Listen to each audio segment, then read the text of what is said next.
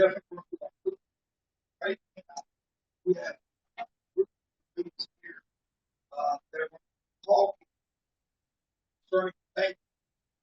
This is part of our break and our let's talk and part of our financial business. So I'm going to get ready to get up. We're going to have each individual himself have our young panel here.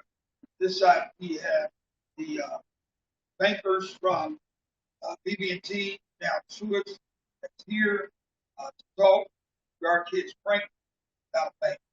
All right, this side we're going to who you mascot, tell them who you are. My name is Joel Clear.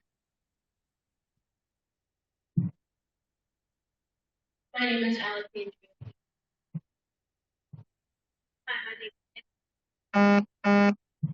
My name is Julie. All right. On this side we have.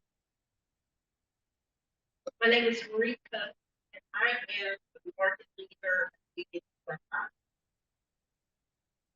And my name is Marlo All right. We thank God for them coming in, spending their time to help our young people know, and not just them, you also. Our young people, I found out years ago that young people ask questions, adults on playoff like we already know. So we thought to bring them in, help school you on what banking is all about. Sometimes in our community we're afraid of banks. Sometimes we feel like they're not treated correctly. Bank, we've had a wonderful relationship with BB&T now through it. And so we're going to get ready to get this started. They have already got questions together.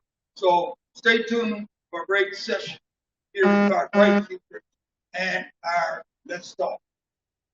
We'll start with Alexander. What are taxes?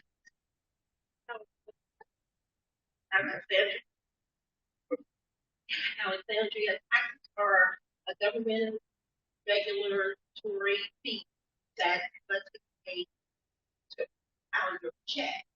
So let me give you a scenario.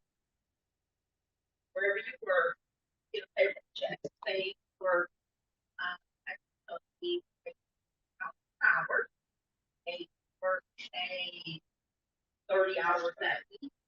So that's $300. Your gross. So, but your entire take home pay, like for government takes their money out first. Federal taxes, state taxes,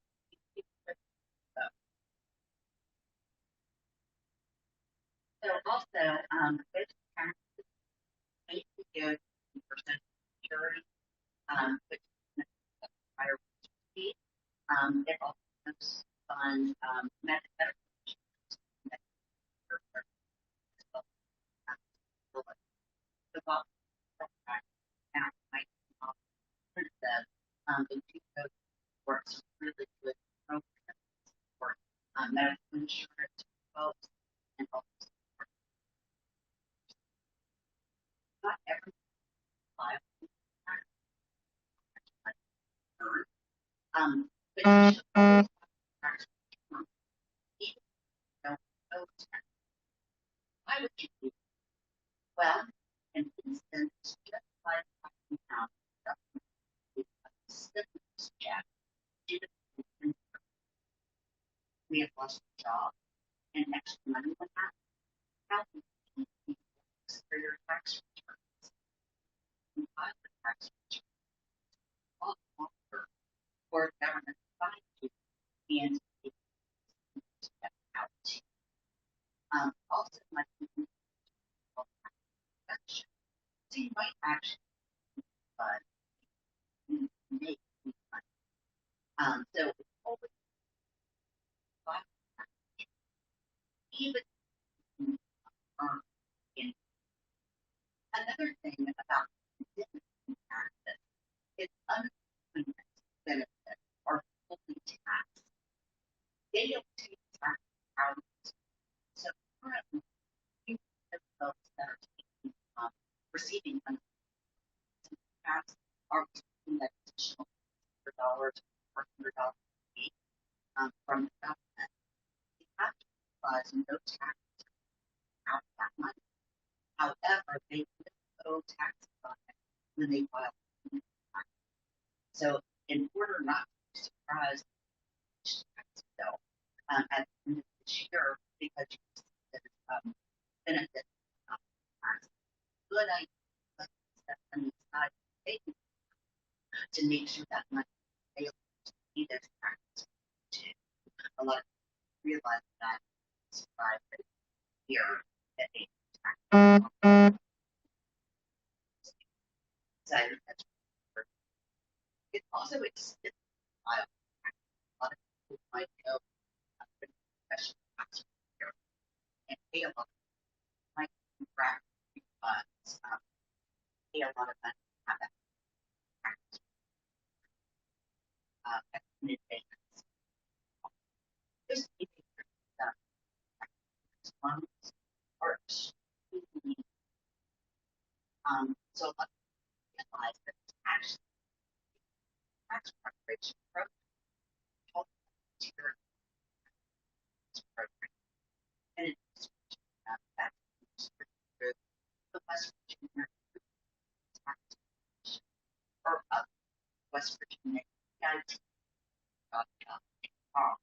And you can visit the website and all three tax commissions they offer your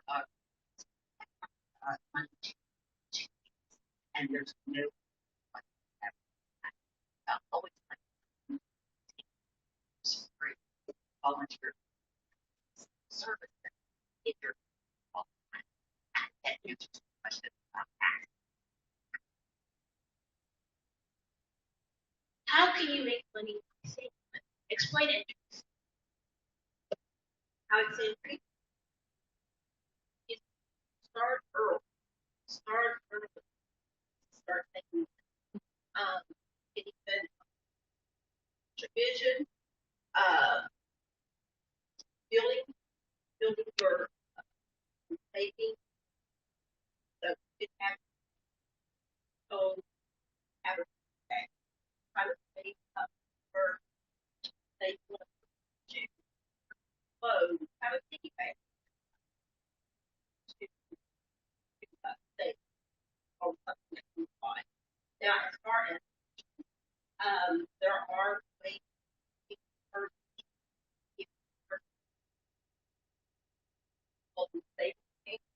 save their sacred that $20 for $2. So it will let you have that savings that's paid for in getting out of you are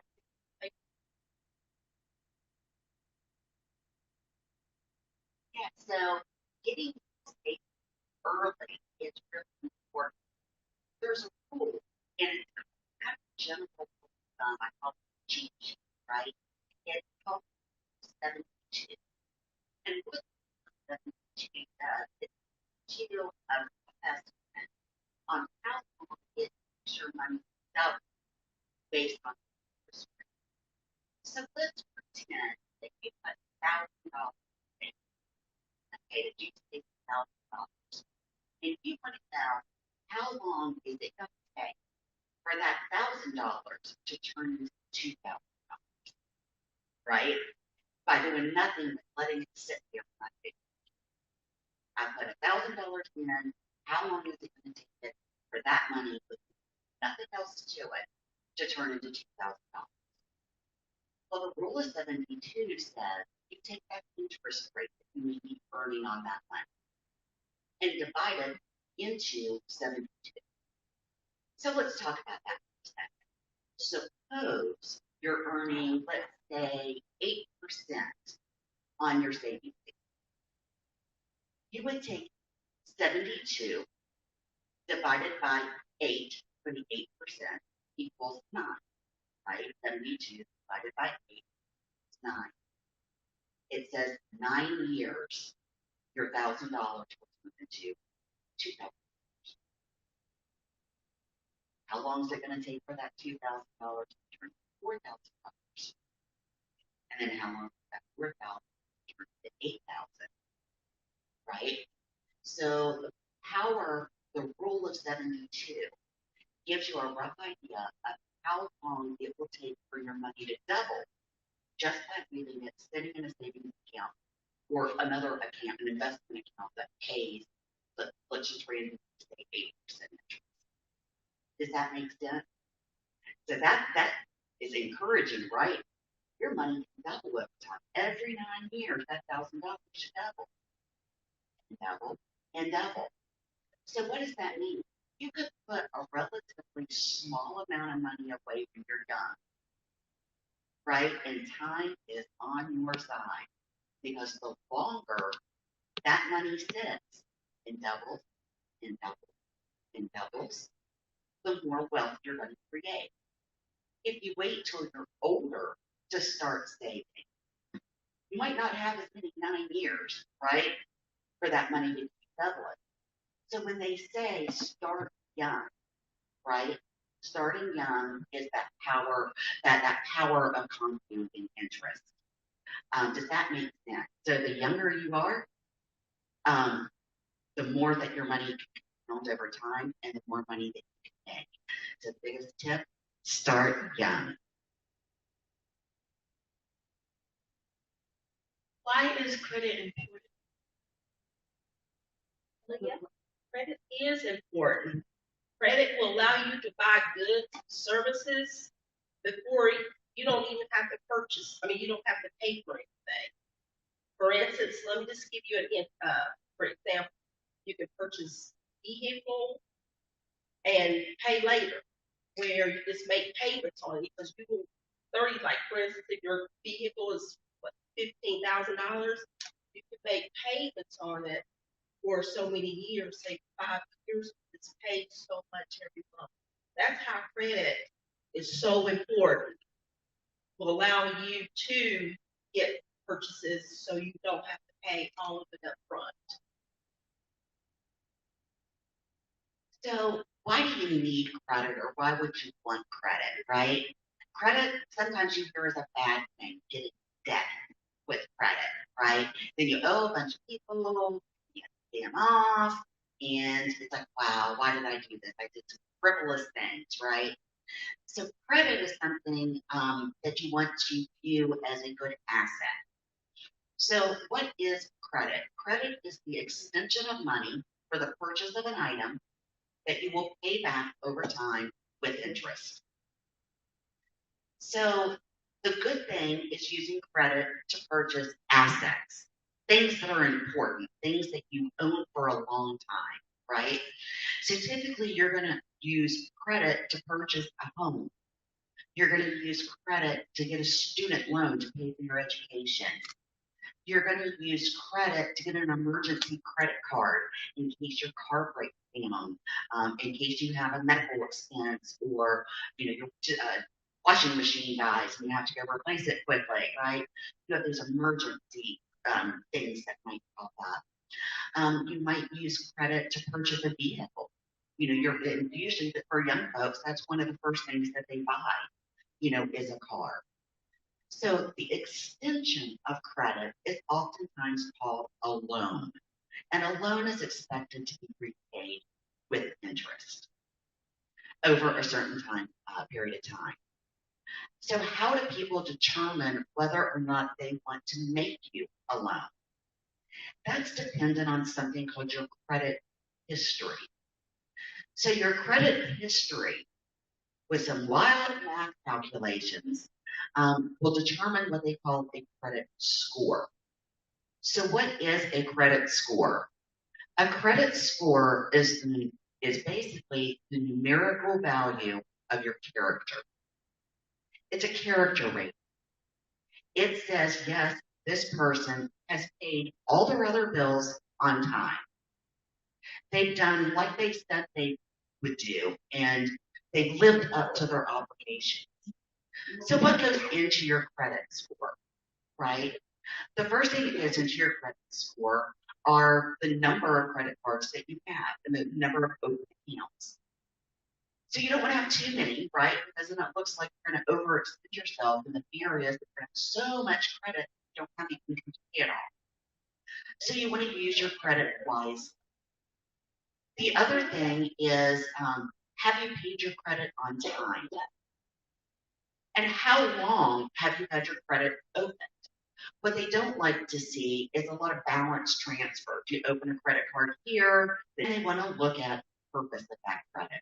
Is it good credit, like a mortgage, a student loan, a car loan, versus a more risky type of credit to get in trouble, which might be a credit card, right? So the type of credit mix is important to determine that credit score. So your credit score, once it's determined, it's going to fall into a ranking.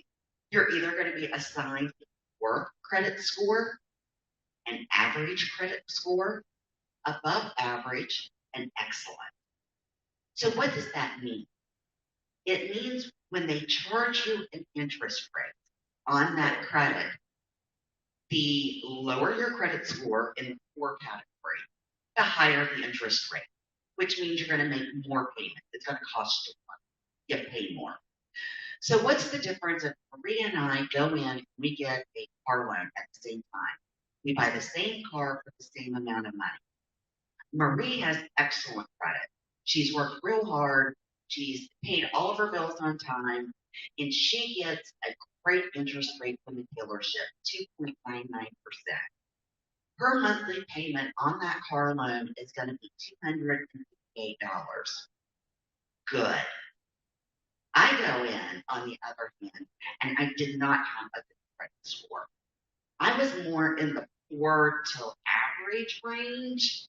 I had a couple late payments on credit cards. One, I just, I had a car a couple of years ago, and it broke down.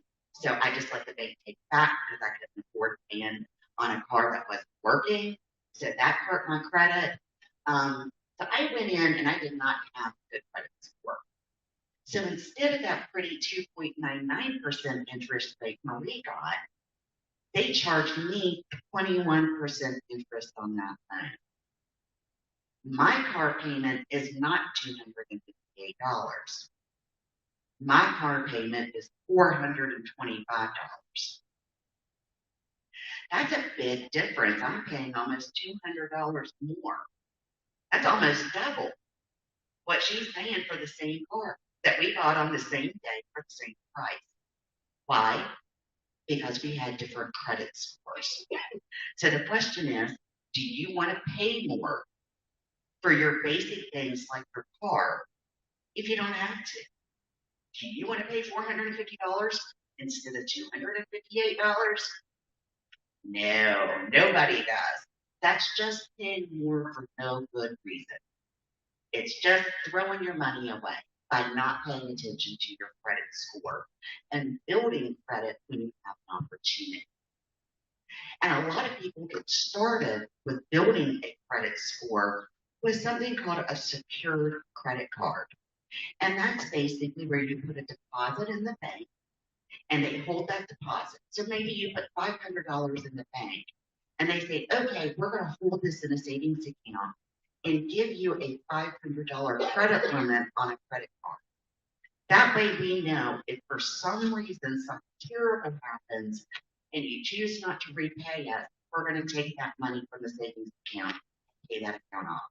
So we're guaranteed we're going to get paid back. So we're going to take a risk and give you this credit card and allow you to start building a credit history. So a lot of people say, where do I get started?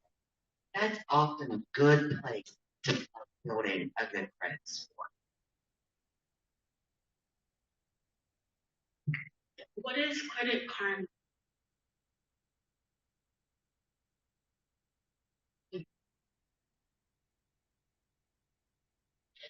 Credit Karma is a financial tool that shows how you've been making payments on your bills. Say, for instance, it would tell you if you've been making your payments on time, It would give you your credit score, as Marlo was talking. It would list every one of your bills, or how can I say it? All your credit cards, loans, and it will give you your payment history. So that's what Credit Karma is. So determining your credit score, there are 3 organizations that are called credit bureaus. And those 3 credit bureaus are 1, TransUnion, 2, Equifax, and 3, Experian. Each one of those credit bureaus determines your credit score. And sometimes they do what they call a tri-merge score, which is where they take all 3 credit bureaus and blend the scores together to get to an average of all 3. So people who hold your credit, the person who gave you your loan, your cell phone, some utilities, your credit cards, your boat payment, your student loan payment, they all report your payment history to the credit bureaus, those 3 agencies. And they're the ones who determine your credit score. Credit Karma is a service that accesses your credit reports from one of those 3 or all 3 of those credit bureaus to give you an estimated credit score and your credit history. But they pull that information from one of those 3 credit bureaus. Now, Credit Karma, while they do have some good free tools, also offers a paid portion which helps you monitor your credit. The federal government has also established a website where you can go and visit and get each one of your credit reports from your 3 credit bureaus free once per year. And that website the federal government established is called annualcreditreport.com. So that's www.annualcreditreport.com. And there you can pull your credit reports for free. Currently, that website does not provide a credit score, but it does provide your credit history. They are talking about making changes where the credit score will be provided at a later date, but currently that's not available for free. So that is another resource that was specially established by the federal government as the primary place to receive your credit reports for free each year.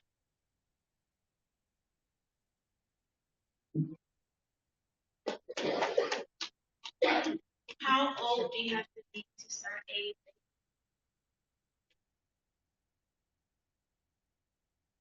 You can be as old as 16 years old to start a checking account. However, because if you're under 18, you will have to have an adult that's over 18 to be on the account with you. Now, for a savings account, you can start early with where your parent has to be a custodian over the account savings. So you could be as young as soon as you get a Social Security card, and your parents, what that's called is a minor account, and your parents can add money to that account with your name on as a minor to help save. When they turn 18, does that convert from money?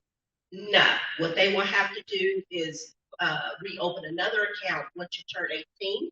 You can open your own account. So 18 and over, you can open your accounts, checking and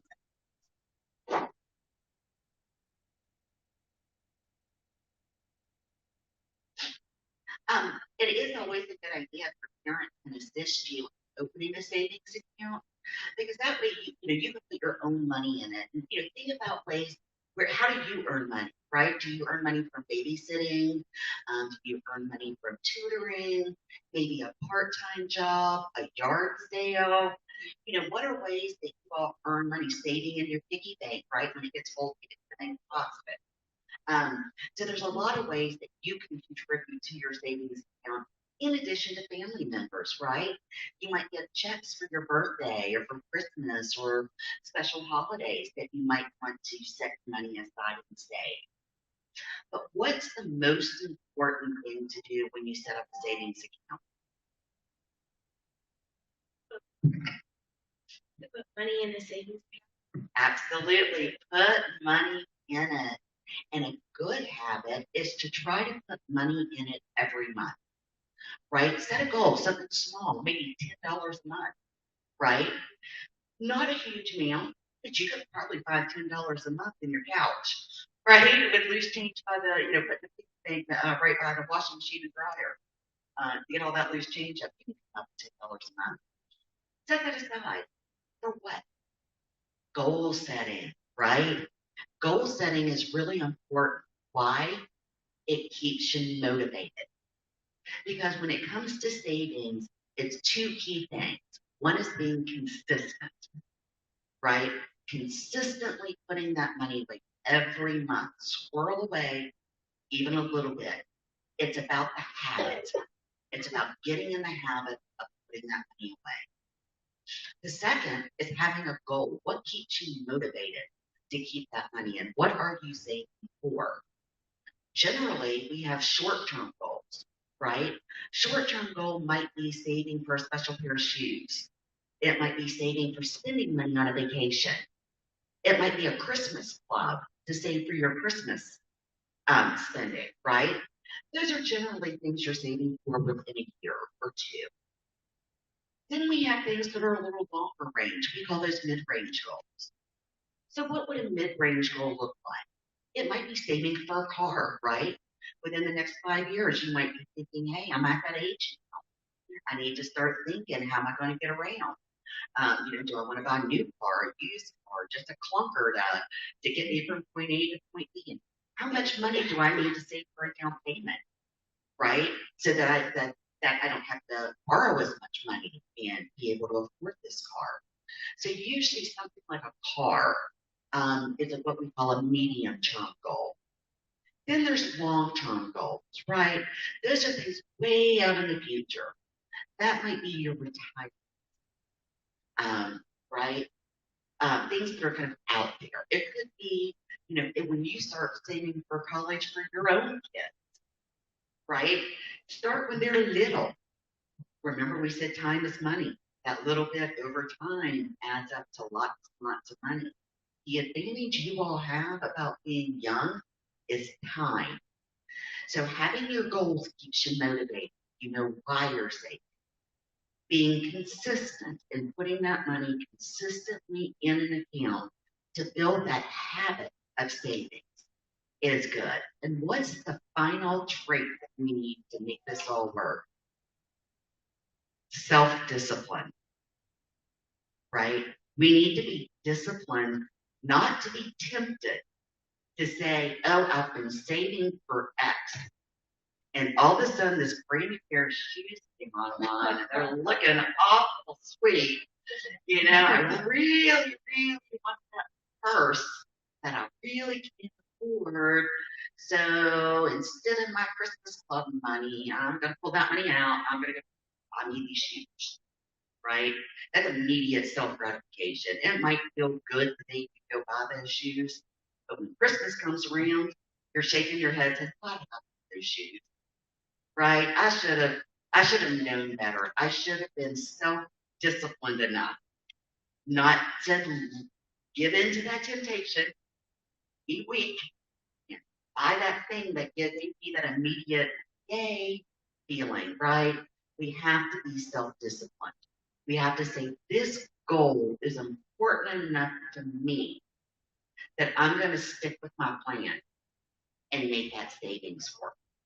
And your parents can help you by opening a savings account on behalf of you, serving as your custodian, and allowing you to learn those good habits young. So I would highly encourage, if you don't have a savings account and are interested in learning those habits, talk to your parents and see if that's an option for you.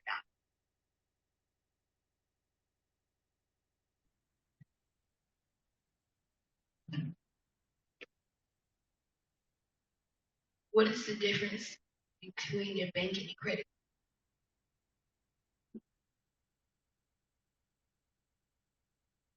So they're very similar, but they're different.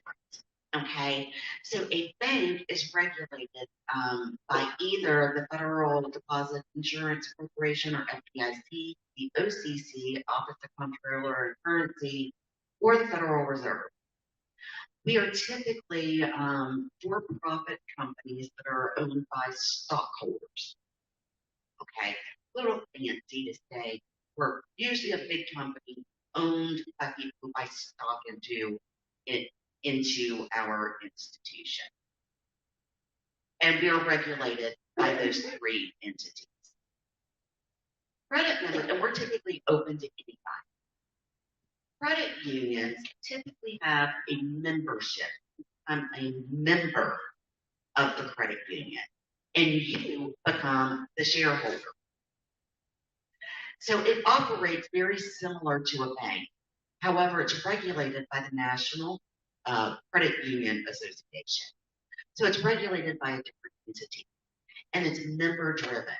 So it might be a church credit union where only members of the church can join. It might be a military credit union where only members of the military can join. It might be a teachers credit union. It might be a city like a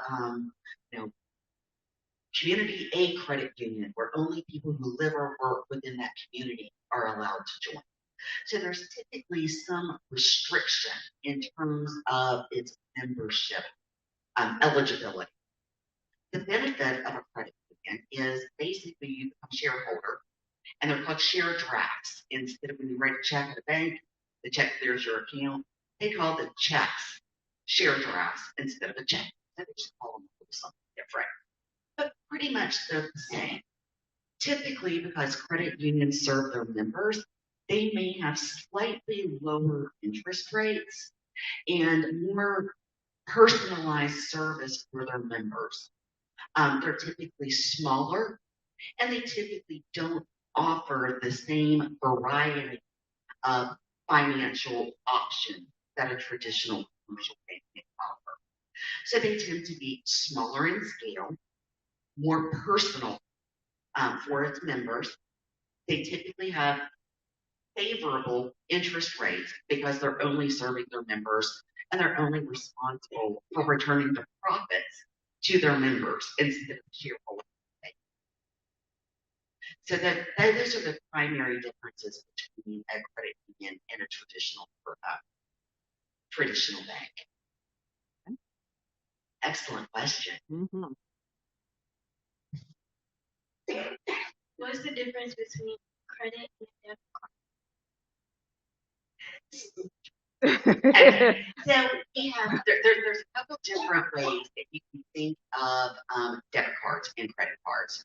So typically, most of us don't run around with a lot of cash anymore, right? You see lots of people at the store swiping something, right? What are they swiping? Well, it's probably one of three things. A debit card is associated with your checking account, right? So instead of writing a check and the money coming out of your checking account, it basically is a debit card that you swipe. And it acts just like a check, but the money comes out almost immediately. You swipe it, and a couple seconds later, it's out of your account. Debit cards are safe, they're secure, they're easier to carry. If you lose one, it's insured. If you lose your cash, it's not, right? If you lose your cash, you lost your cash. If you lose your debit card, you file a police report, file a report with your bank. You go through your transactions, identify things that aren't yours, and you get that money back. Right? You lose cash, that cash is gone. So debit cards are basically a way to use your checking account. Credit cards are different, right? Checking accounts, you put money in, and then you're able to spend the money that you put in. Credit card is a loan. It's saying we are going to loan you X amount of dollars, and you can use your credit card to make purchases on credit. And we're going to charge you an interest rate, pretty high interest rate, that's compounded monthly. And you're going to make monthly payments to us. A debit card, you don't make monthly payments because it's your money that you're spending. A credit card is a loan, and you're drawing money off that loan and paying it back monthly with interest, high interest. So a credit card builds credit on your credit history because it shows you have the ability to repay a loan. So it counts towards the development of a credit score that we discussed earlier. A debit card, on the other hand, is not credit. You are spending your own money. Therefore, it's not reported to the credit bureau, and you do not build credit using a debit card. So a lot of people say, well, I'm scared of checking account. I hear you can take more money out than you put in, and you get fees, and they're called overdrafts, and we put in something called check systems because I'm taking more money out of my account. I got trouble with the bank, and I just don't want to go there. Or I made a mistake in the past, and I really need a fresh start. I want to redo it, right? So there's another product that is now called a stored value card. It's also referred to as prepaid debit. So basically, it's like a checking account, but you don't get any checks, right? So you deposit money onto a stored value card and you spend it daily. You can't overdraft it because it's your money and it's not going to let you draw more money than you have. So if you're afraid of overdrawing your account or if you need a second chance because you're in check systems and can't open an account, someone says, oops, you've been bad in the past and we're not sure if we want that or not. The stored value card or prepaid debit card is another option for you. It's good for second chance folks, and it's good for people who aren't confident in their ability to manage a checking account and not get in trouble. Again, like a checking account, it's your money that you're spending. So it will not help you build credit. It's not a loan, and you don't repay it back with interest. So it will not assist you in building credit or credit history or credit score. So the three main differences: credit cards are a loan, you repay monthly with interest. They help you build a credit history and they help your credit score. A debit card is associated with a checking account, and it's money you deposit and you spend. It is not credit and it does not help you build a credit history. Prepaid debit cards or stored value cards are similar to checking accounts, but the only way that you spend money is through that debit card that you've loaded money onto, and it's good for folks who have a second chance need, and it's good for folks who are not confident in their ability to manage a traditional checking account. The advantage of this is that you can't overdraw it, can't bounce checks, and you can't get in trouble with it. Is that helpful? Great. How do you save money?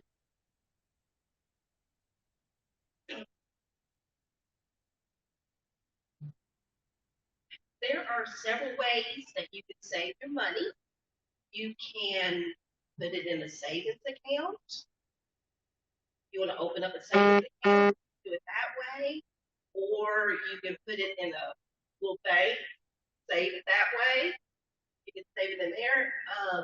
Another way, if you when you start opening checking and savings account, you could have like a transfer. What that is, like an automatic transfer. So you have so much money in your checking account and you want it to go to your savings. That's a way to save it. You just want $25 ongoing or $100 ongoing into your savings account. That's one way you can save your money.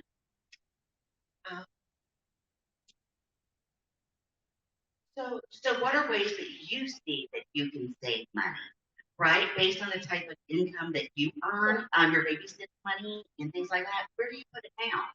Is it in a piggy bank? Do you just spend it right away? Do you have a savings account? Kind of what are you doing currently with your money? I usually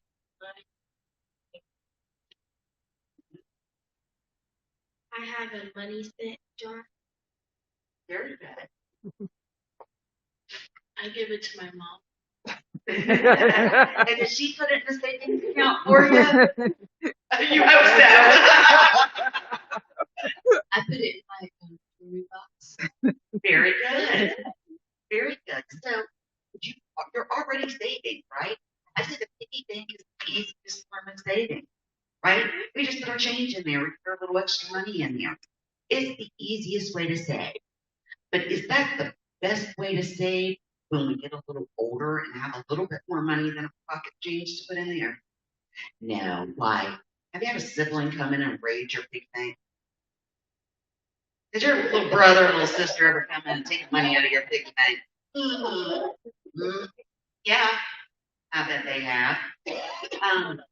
Have you ever had money in your back pocket and you just lost it? Yeah, it's gone. Can you get it back? So you want to think in terms when you start really saving money, right, outside of your piggy bank. When you start putting money in, you want to protect your money.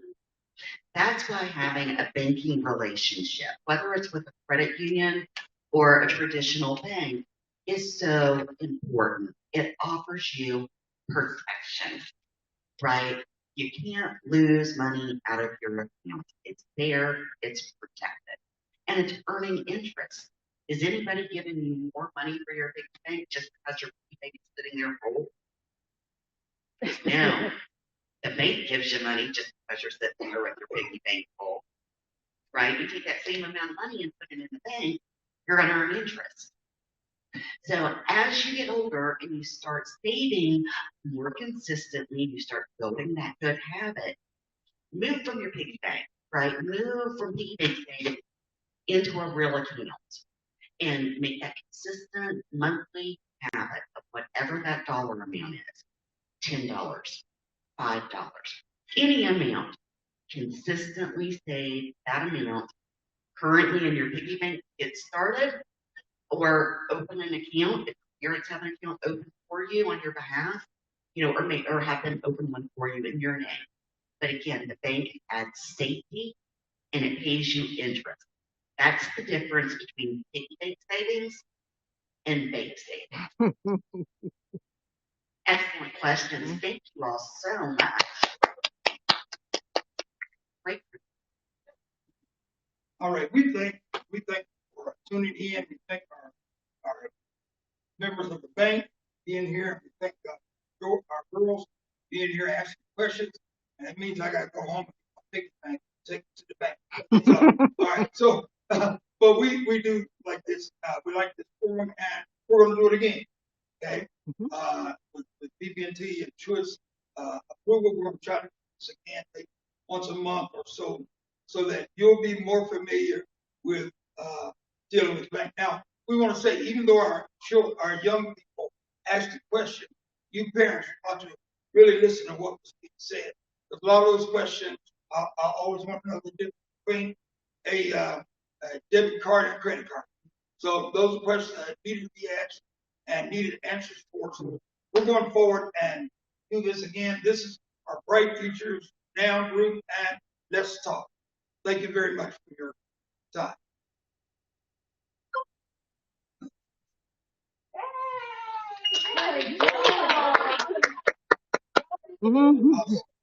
Awesome. Yeah. Awesome. Cool. Good. All right. Thank you. Time. Now, we're getting ready.